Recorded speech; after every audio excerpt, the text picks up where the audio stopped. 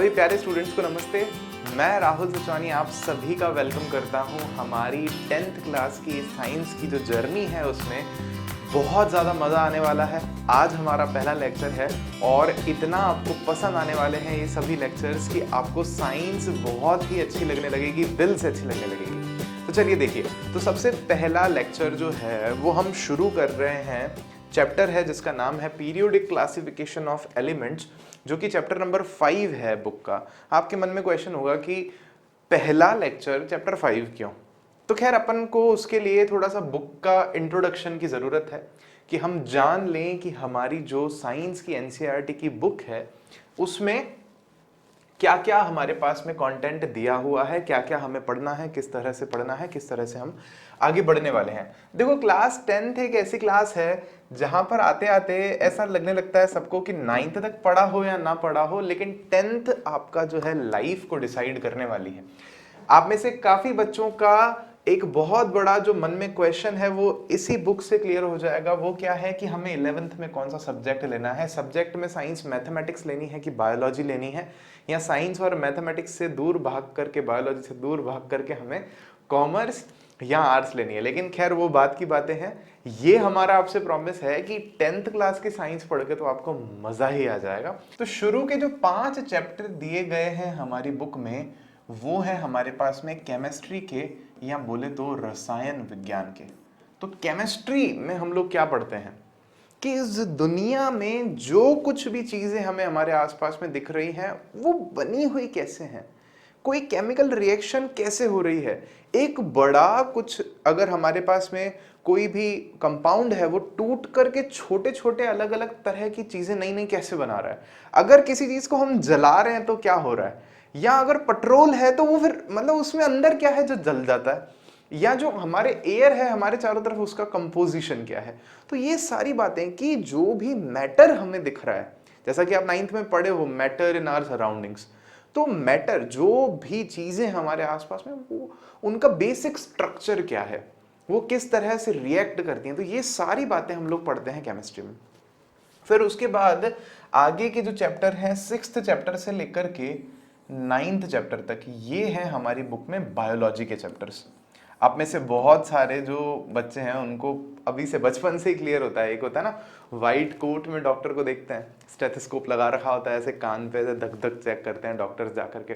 तो बचपन से ही काफ़ी बच्चों को लगता है कि ऐसा ऐसा ही वाइट कोट हमें पहनना है और ऐसे ही हमें डॉक्टर बनना है।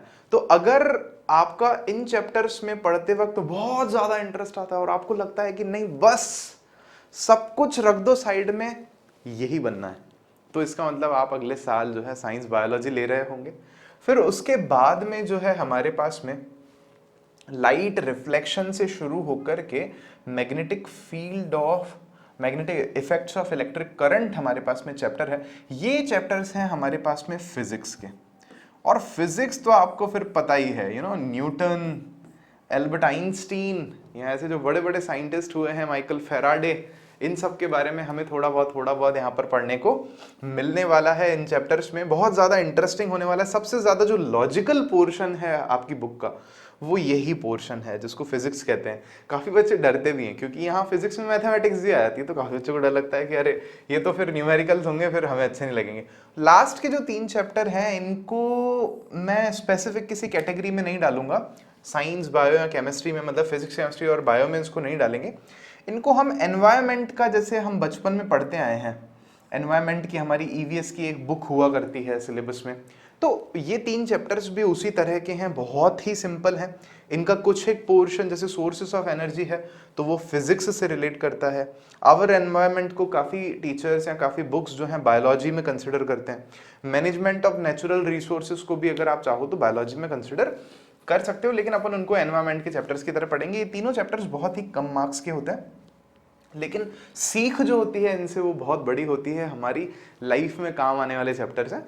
तो इनको भी हम पढ़ेंगे अच्छे से, लेकिन लास्ट में पढ़ेंगे। पहले हम लोग ये चैप्टर्स कवर करेंगे चैप्टर नंबर 13 तक, और हमारा जो पढ़ने का पैटर्न रहेगा वो रहेगा कि हम कोशिश करेंगे एक चैप्टर हम केमिस्ट्री का पढ़ेंगे, एक फिजिक्स का पढ़ लेंगे, फिर एक बायोलॉजी का पढ़ लेंगे, फिर एक केमिस्ट्री, फिर एक फिजिक्स, फिर एक बायोलॉजी। इस तरह से हम अपने चैप्टर्स को कवर करेंगे। हमारी पूरी कोशिश रहेगी कि हम एक एक टॉपिक को इतना अच्छे से समझें कि 100 में से अगर मार्क्स हमें मिल रहे हैं तो 95 मार्क्स से कम तो हमारे ना ही आए। इतना अच्छे से हम एक एक टॉपिक को पढ़ेंगे और इंटरेस्ट के साथ में पढ़ेंगे, प्रैक्टिकल्स को देखते हुए, रिक्वायर्ड जो वीडियोस हैं उनको देखते हुए, या टॉपिक के कंसेप्ट को समझते हुए हम अच्छे से बहुत ही इसको पढ़ने वाले। तो अब जैसा कि मैंने आपको बोला, सबसे पहले हम शुरू कर रहे हैं केमिस्ट्री के पार्ट को। तो केमिस्ट्री के पार्ट में कायदे से तो फिर फर्स्ट चैप्टर पढ़ना चाहिए जिसका नाम है केमिकल रिएक्शंस एंड इक्वेशंस, और मोस्टली हर जगह पे यही चैप्टर शुरू किया जाता है। लेकिन फिर भी हम आज जो चैप्टर शुरू करने वाले हैं वो है चैप्टर नंबर 5, जिसका नाम है पीरियोडिक क्लासिफिकेशन ऑफ एलिमेंट्स, जो कि कायदे से तो केमिस्ट्री का आखिरी चैप्टर है, लेकिन फिर भी हम इससे शुरू कर रहे हैं। क्यों? उसका रीजन मैं आपको चलो बताता हूं। तो देखो, उसका रीजन कुछ इस तरह से है कि हम बात कर रहे हैं एलिमेंट्स की। किसकी बात कर रहे हैं हम लोग?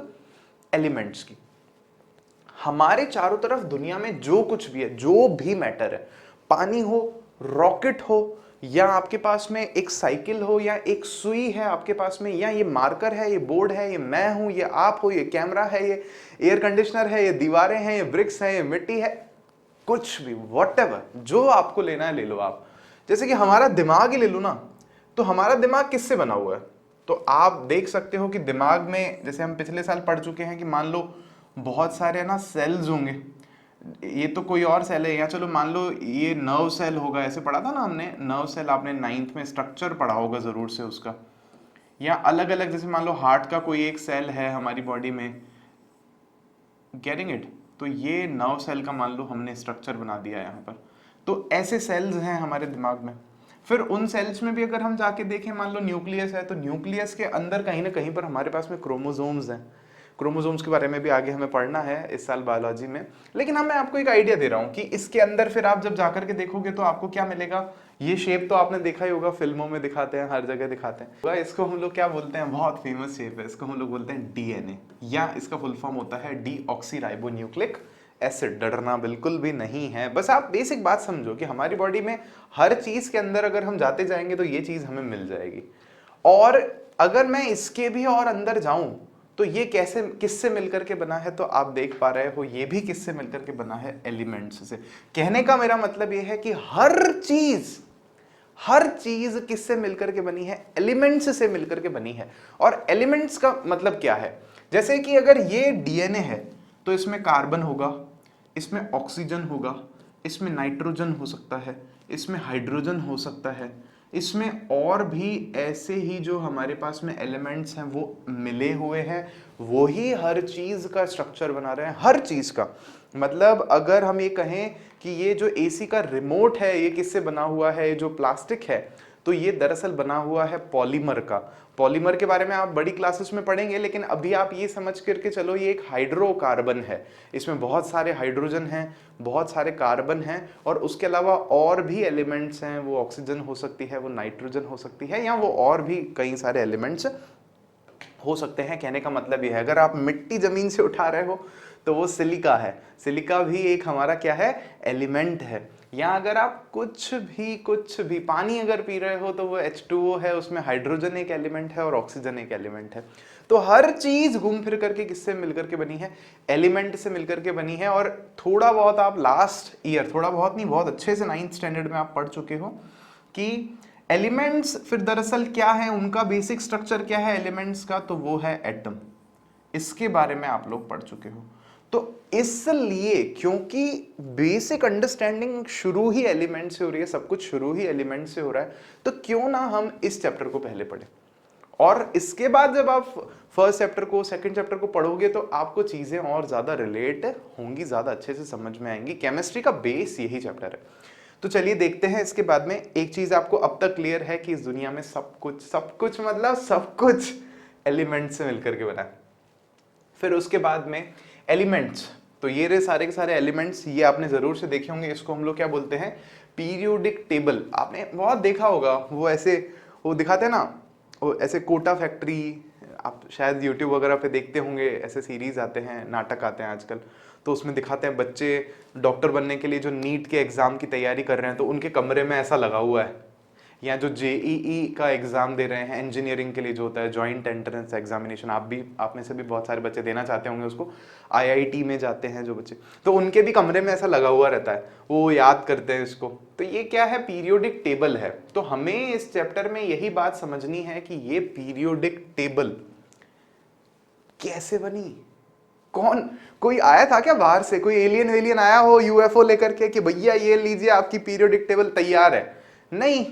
तो ये कैसे बनी, इसके पीछे हिस्ट्री क्या थी, क्या क्या कॉम्प्लिकेशंस रहे, और आज हमारे पास में ये सारी नॉलेज है तो वो कैसे। Got it? क्लियर हुई आपके? मतलब ये टॉपिक हम चैप्टर के लास्ट में फिर से पढ़ रहे होंगे, यही पीरियोडिक टेबल हम लोग वहां पर देख रहे होंगे।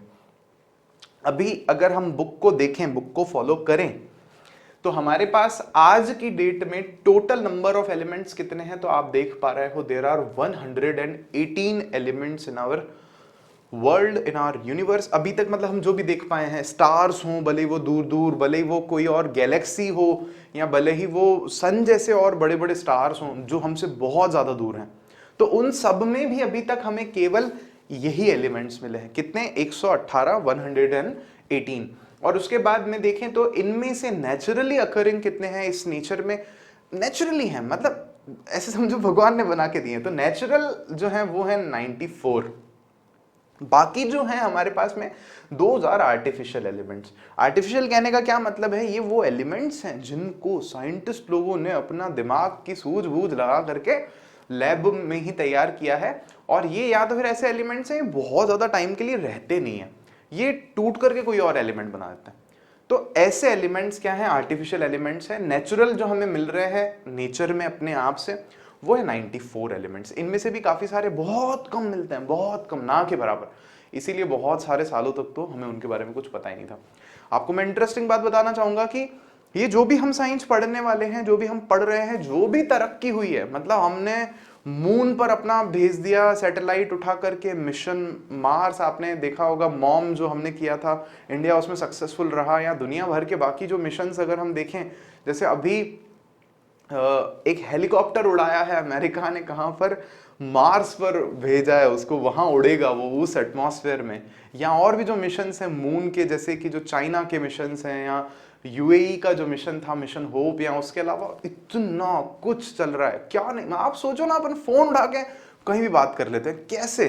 तो ये सारी जो साइंस ने तरक्की की है लगभग पिछले 200 सालों में की, तो वो पिछले 200 सालों का ही साइंस है जो हम इस चैप्टर में भी पढ़ने वाले हैं। तो इसके बाद में अगर हम आगे बढ़े यहाँ से, तो हमें एक क्वेश्चन देखने को मिलता है, और ये क्वेश्चन बहुत जेन्युइन, बहुत प्यारा, बहुत सुंदर सा क्वेश्चन है कि भैया जरूरत क्या है, पढ़े क्यों? एक क्वेश्चन होता है ना, बच्चे मंगो, मैं क्यों पढ़ूं, मेरे को नहीं पढ़ना। पढ़ना किसको अच्छा लगता है? स्कूल जाओ इतना भारी ऐसे बैग लेकर के, फिर पता चले वहां पे टीचर डांटते हैं कि होमवर्क नहीं करके आए हो, फिर घर पे आओ तो घर वाले डांटते हैं कि क्या पढ़ता नहीं है, तो सारा दिन क्या करता रहता है। तो क्वेश्चन रहता है ना मन में बचपन में कि मम्मी पढ़ूं क्यों, मैं इतना क्यों मेरे को टॉर्चर कर रही हो छोटी सी जान को।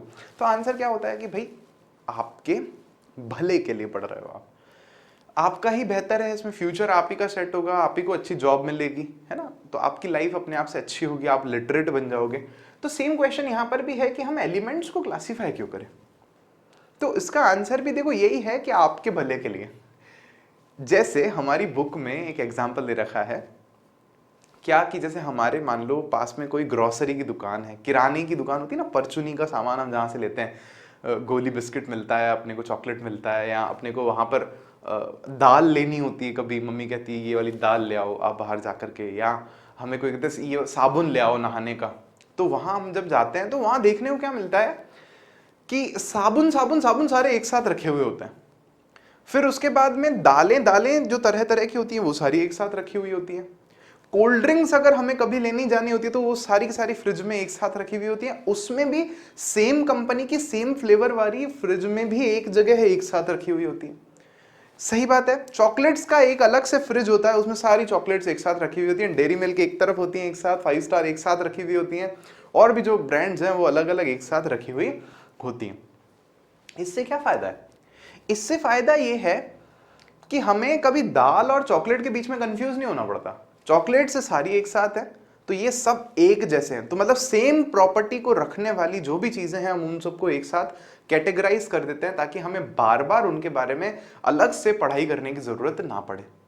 ऐसे ही हमने लास्ट ईयर, अगर आपको याद हो तो हमने जो क्लासिफिकेशन पढ़ा था लिविंग ऑर्गेनिजम्स का, हमने वहां पे 5 किंगडम बनाए थे।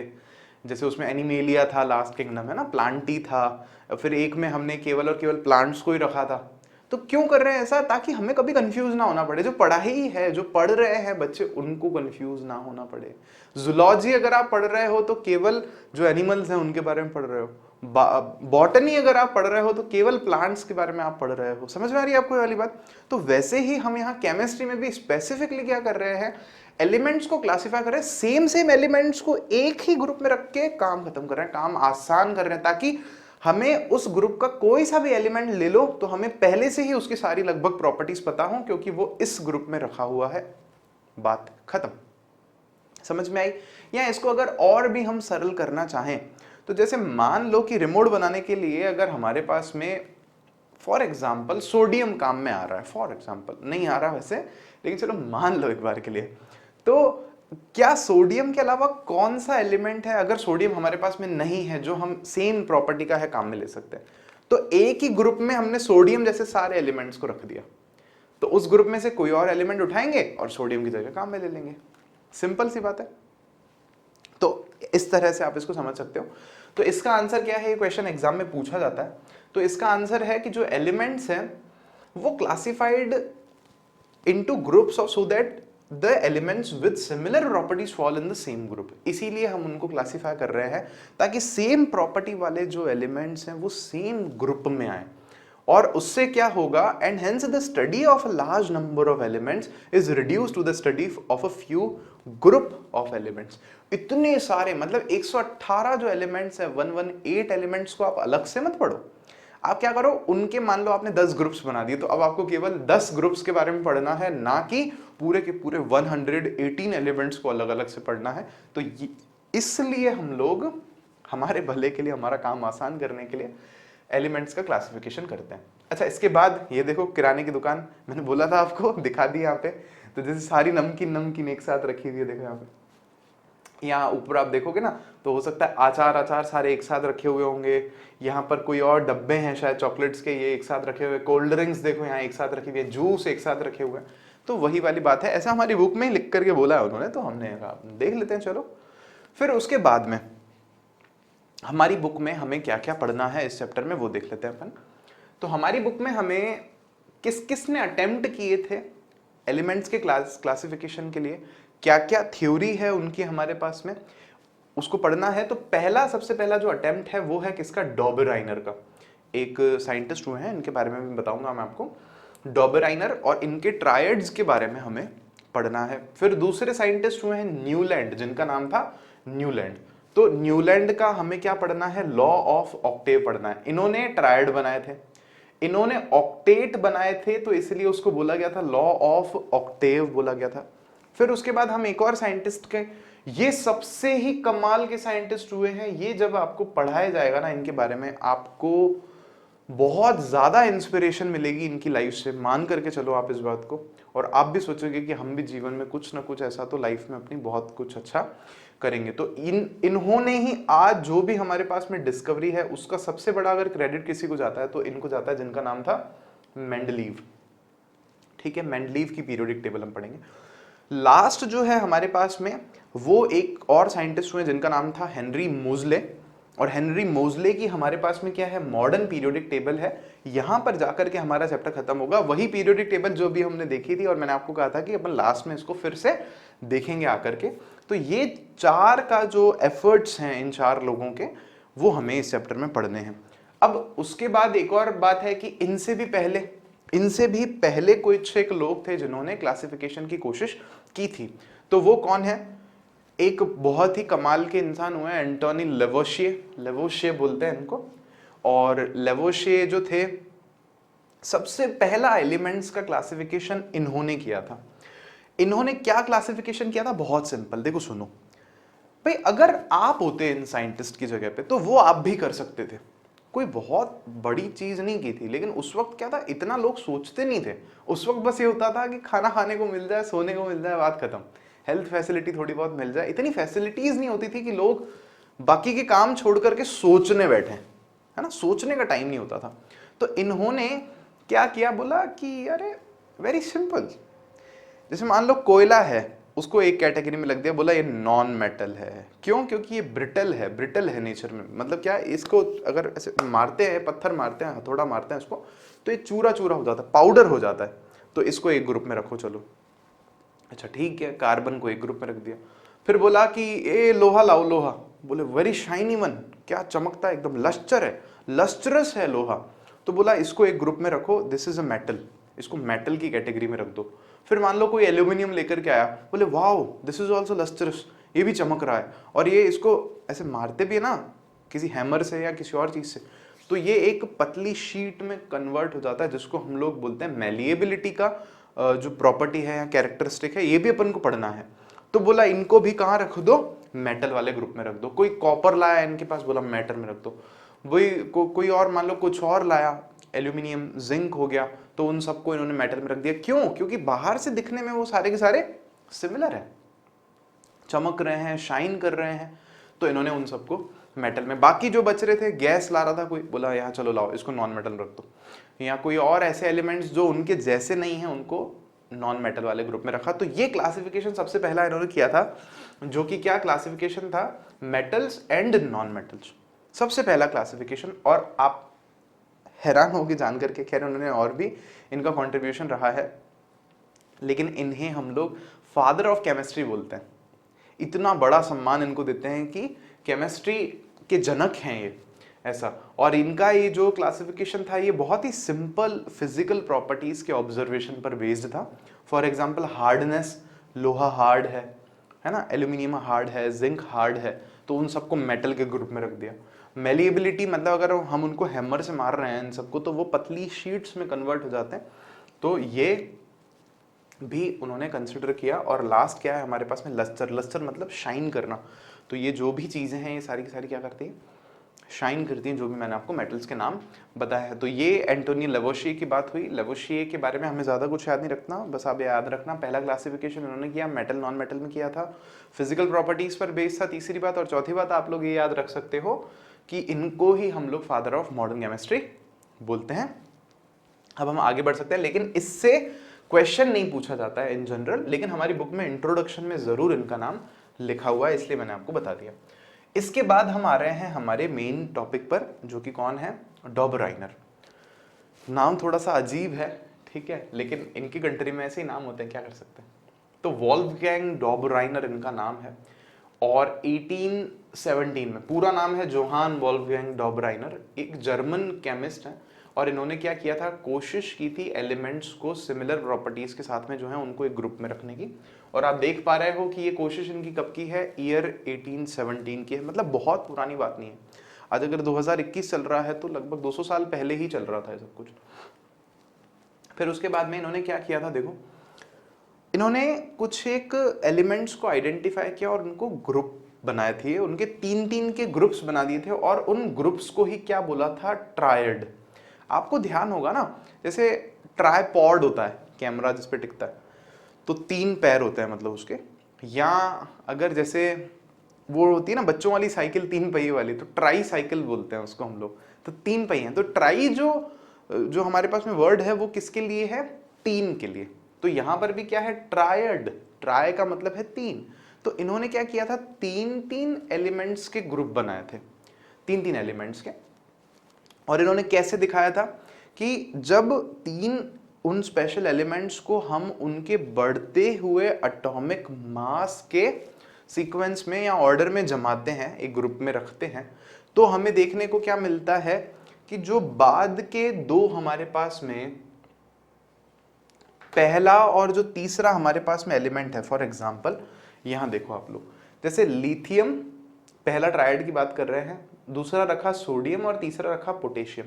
तो इसमें हमें देखने को क्या मिल रहा है कि जब हम लिथियम का एटॉमिक मास लें और पोटेशियम का एटॉमिक मास लें और इन दोनों के मास का क्या निकालें, एवरेज निकालें। एवरेज निकालना हम सबको आता है कि भाई जितने भी हैं, जो भी मास है दोनों का जोड़ दो, और नंबर ऑफ क्वांटिटी कितना है, 2 है, तो 2 से डिवाइड दे दो। तो लगभग हमें बीच वाले एलिमेंट का जो मास है वो हमें मिल जाता है, एटॉमिक मास हमें मिल जाता है। देखना कैसे, लिथियम, सोडियम, पोटेशियम। तो लिथियम का मास है 7 एटॉमिक मास, और पोटेशियम का एटॉमिक मास है 39। ठीक है, तो यहां पर हम देख रहे हैं कि 7 + 39 जब हम कर रहे हैं और उसको 2 से डिवाइड दे रहे हैं, 46 को जब हम 2 से डिवाइड दे रहे हैं तो लगभग 23 आ रहा है हमारे पास में। और हम नोटिस कर रहे हैं कि सोडियम का जो मास है वो भी लगभग कितना है, 23 ही है। तो साइड वाले एलिमेंट्स के मास का एवरेज जो है वो बीच वाले एलिमेंट के लगभग जो मास है उसके बराबर आ रहा है, अप्रॉक्स बराबर आ रहा है। तो इन ग्रुप को हमने क्या नाम दे दिया, या इन्होंने क्या नाम दिया था, ट्रायड। तो ये एक ट्रायड हो गया, इस तरह से इन्होंने अरेंज कर दिया। भाई सेम प्रॉपर्टी हो गई, एटॉमिक मास के बेस पर इन्होंने इसको अरेंज कर दिया। एक छोटी सी बात आप में से अगर किसी को याद नहीं हो तो मैं उनको बता देना चाहूंगा कि एटॉमिक मास जो है ये क्या होता है। ये 9th क्लास में हम लोग पढ़ चुके हैं, लेकिन हमारी टेंडेंसी बचपन से ऐसी रहती है कि हम एग्जाम दे के आते हैं, रिजल्ट आता है, हम इतने खुश हो जाते हैं कि हम उसको भूल जाते हैं। या हमारे साथ भी ऐसा होता था कॉलेजेस में, हम पढ़ के जाते थे, मतलब ऐसे पढ़ के जाते थे कि पेपर आता सामने, सारी उल्टी कर देते थे उस पर, और फिर घर आके कहते हल्का हो गया, अभी हल्का महसूस हो रहा है, सारा निकाल करके आ गए बाहर। लेकिन चलिए कोई बात नहीं, ये बेसिक्स हैं, ध्यान रहने चाहिए। एटॉमिक मास क्या होता है, number of proton plus number of हमारे पास में न्यूट्रॉन्स जो हैं। तो मैं यहाँ पर लिख रहा हूँ प्रोटॉन्स का लिए P लिख रहा हूँ, प्लस न्यूट्रॉन्स के लिए मैं N लिख रहा हूँ, और उसके ऊपर 0 लिख रहा हूँ। P प्रोटॉन्स क्योंकि पॉजिटिव होता है, और न्यूट्रॉन जो है वो हमारे पास में न्यूट्रल होता है, उन पर कोई चार्ज नहीं होता, इसलिए 0 लिखते हैं उनके ऊपर। तो किसी भी एलिमेंट में उसके प्रोटॉन और उसके न्यूट्रॉन को अगर हम जोड़ दें तो उसका हमारे पास में मास आ जाता है। फॉर एग्जाम्पल अगर हम सोडियम की बात करें तो सोडियम जो है वो 11 नंबर पे आता है, और 11 पर आने का मतलब क्या है कि इसके पास 11 प्रोटॉन्स होते हैं, साथ ही साथ में 11 इसके पास में इलेक्ट्रॉन्स होते हैं। लेकिन ध्यान देने वाली बात है, इसके पास में न्यूट्रॉन्स 12 होते हैं, 12 होते हैं, और इलेक्ट्रॉन का काम यहाँ पर एटॉमिक मास में नहीं होता। तो इसका जो मास है वो हमारे पास में कितना होता है, हम कहते हैं 11 proton plus 12 neutron, that is लगभग 23, अप्रॉक्स 23। वैसे और भी पॉइंट्स में भी कुछ एक वैल्यू होती है, लेकिन हमें इतना ही ध्यान रखा जाए तो हमारे लिए बहुत है। तो आई होप आप इस चीज़ को समझ गए होंगे कि उस टाइम तक बहुत ज़्यादा एलिमेंट्स थे भी नहीं, है ना। उस टाइम तक जब ये कर रहे थे, मैं आपको बाद में एक स्पेसिफिक नंबर भी बता दूंगा, अराउंड 30-35 एलिमेंट्स ही उस वक्त तक इन लोगों को पता थे, आज से लगभग 200 साल पहले भी। तो 30-35 एलिमेंट्स में कुछ एक थे, इन्होंने एक प्रॉपर्टी ऑब्जर्व की, अरे 3-3 के ग्रुप्स बना देते हैं, और पहले और जो तीसरे का एटॉमिक मास का एवरेज है वो बीच वाला जो एलिमेंट है उसके एटॉमिक मास के अप्रॉक्स बराबर है। तो इन्होंने कहा इसको लॉ बना देते हैं। For example take the triad consisting of lithium, sodium और पोटेशियम, जो हमने कंसिडर किया अभी अभी, with the respective atomic masses कितना कितना 6.9, 23 एंड 39। तो इससे यहां पर हम एक्सप्लेन कर पा रहे हैं, Dobereiner made the first observation on platinum as a catalyst. आप में से काफी बच्चों को शायद हो सकता है पता हो, काफी को ना पता हो। डॉबेराइनर काफी यंग ही थे और उनको इस चीज के बारे में भी उन्होंने बताया था कि प्लेटिनम जो मेटल होता है उसको हम लोग एज अ कैटलिस्ट यूज कर सकते हैं। कैटलिस्ट क्या होता है, जो किसी केमिकल रिएक्शन की रेट को चेंज कर देता है। मतलब कोई केमिकल रिएक्शन हो रही है तो कैटलिस्ट क्या कर सकता है, उसको तेज करवा सकता है या उसको स्लो भी करवा सकता है। तो प्लेटिनम का रोल एज अ कैटलिस्ट हम लोग पढ़ेंगे 4th चैप्टर में, कार्बन एंड इट्स कंपाउंड में। हमारी पूरी बुक जो है ना वो कनेक्टिंग डॉट्स है। अब यहाँ कुछ पढ़ोगे उसको वहां कनेक्ट करेंगे, वहां पढ़ेंगे यहाँ कनेक्ट करेंगे, यहाँ पढ़ेंगे यहाँ कनेक्ट करेंगे, सिंपल सी बात है। तो उस टाइम तक जितने हमारे पास में एलिमेंट्स थे उनमें से उन्होंने इस तरह से इसको क्लासिफाई किया और उन्होंने कुछ एक ट्रायड्स बनाए। जैसे पहला ट्रायड मैंने आपको बताया लिथियम, सोडियम और पोटेशियम, इसको मैंने बताया कैसे याद रखा है, लीनाके। फिर उसके बाद क्या याद रखा है मैंने, कासरबा। क्या, कासरबा। यहाँ इसको आप कह सकते हो, यहाँ पे देखो कैल्शियम, स्ट्रोंटियम और बेरियम, कासरबा। और फिर तीसरा क्या है हमारे पास में, कल बाहर आई, कल बाहर आई, क्लोरीन, ब्रोमीन एंड आयोडीन। आपसे एग्जाम में क्या पूछता है कि किसी डॉबेराइनर के ट्रायड का नाम बता दो, या डॉबेराइनर के ट्रायड क्या है वो आप एक्सप्लेन कर दीजिए। तो एग्जाम में ऐसी बेसिक बातें आपसे पूछी जाती हैं। ये नंबर्स आपको याद करने की जरूरत नहीं है कि 23 है, 39 है, 7 है, 40 है, 87.5, नहीं, no need to remember this. ये केवल आपको समझाने के लिए बताया गया है। और डॉबेराइनर के ट्रायड में से भी क्वेश्चन पूछे जाने के चांसेस थोड़े कम होते हैं। जरूरी क्या है, समझना। आई होप आपको ये चीज समझ में आई है। आगे बढ़ सकते हैं हम लोग यहाँ पर। तो अब देखो बात ये है कि, रुक जाइए, आगे बढ़ने से पहले दूसरे साइंटिस्ट की थ्योरी पर हम चलें तो उससे पहले हमें ये समझना पड़ेगा कि हर चीज की ना लिमिटेशंस होती हैं। मतलब हो सकता है ना कि कुछ कमी हो। जैसे मान लीजिए आपकी क्लास में कोई मेरिटोरियस स्टूडेंट है जिनके हर बार बहुत अच्छे मार्क्स आते हो, तो जरूरी नहीं है कि वो हर चीज में अच्छे हो। मतलब जरूरी नहीं है कि वो सारे गेम्स में बहुत अच्छे हैं, इंडोर गेम्स हो, आउटडोर गेम्स हो, पढ़ाई हो, कुकिंग हो, म्यूजिक हो, नॉट नेसेसरी। आपकी क्लास में भी क्या होगा कि कोई म्यूजिक में बहुत अच्छा होगा, कोई गेम्स में बहुत अच्छा होगा, गेम्स में भी कोई बास्केटबॉल में अच्छा होगा तो कोई क्रिकेट में अच्छा होगा, या किसी को स्केटिंग करने में वो बहुत अच्छा होगा, या कुछ और बात, या कोई और इंडोर गेम्स में अच्छा होगा, कोई चेस अच्छा खेलता होगा, ये बातें। तो सिमिलरली यहाँ पर भी क्या है, लिमिटेशंस है। डॉबेराइनर का जो ट्रायड्स इन्होंने बनाए थे उनमें कुछ कमियां हैं बोले तो, जिनको बाद में जो अगले साइंटिस्ट आएंगे, न्यूलैंड आएंगे या जो उनके आगे आएंगे, उन सब ने दूर किया आगे धीरे धीरे चल करके।